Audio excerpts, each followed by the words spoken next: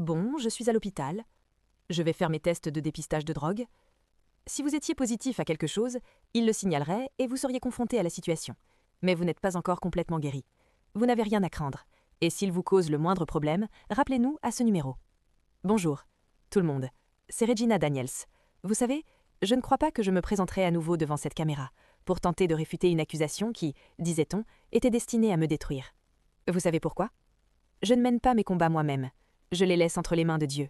Car je crois profondément que quiconque lève la bouche pour dire du mal à mon sujet utilisera un jour la même bouche pour dire du bien.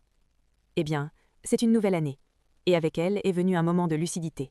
J'ai réalisé qu'il y a certains discours que je ne peux plus tolérer en tant que personnalité publique. J'ai aussi réalisé combien de personnes m'aiment, m'admirent, me soutiennent et croient en moi. Et je ne voudrais jamais que cet amour, cette loyauté, soit accueillie par la honte ou le doute.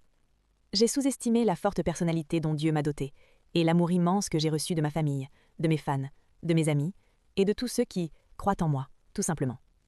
Ils m'ont soutenu sans faille quand tout était difficile, et certains sont partis, ce qui est tout à fait normal, car je comprends que les gens veulent rarement être associés à ce qui ressemble à un échec, et tout le monde ne supporte pas les tempêtes. Et dites-moi, quel meilleur moyen de détruire une image que la drogue ? Néanmoins, je suis infiniment reconnaissante de l'opportunité qui m'est offerte de dire ma vérité et de reprendre le contrôle de mon histoire. Croyez-moi, passé ce test, il ne s'agit pas seulement de revendiquer mon nom, il s'agit de donner une voix forte et assurée à ceux qui croient en moi, et surtout, de donner à mes enfants quelque chose d'inestimable, la fierté. Que lorsqu'ils seront à l'âge de comprendre, ils sachent que leur mère n'a jamais été une toxicomane. Gina Daniels n'est pas toxicomane. Je sais que beaucoup d'entre vous comparez mes anciens messages avec vous, mais cela m'appartient et n'a pas pour but de définir notre personnalité ni celle d'aujourd'hui. Concernant mes critiques, je ne peux pas exprimer mes opinions. Je porterai plainte. Je porterai plainte. Je porterai plainte, c'est certain, le moment venu. Et pour être honnête, la seule drogue à laquelle j'étais associée, c'était l'ecstasy, plus communément appelée fumée. Croyez-le ou non, il y avait une raison à cela, que je n'expliquerai jamais. Non, je veux dire que je n'expliquerai plus jamais.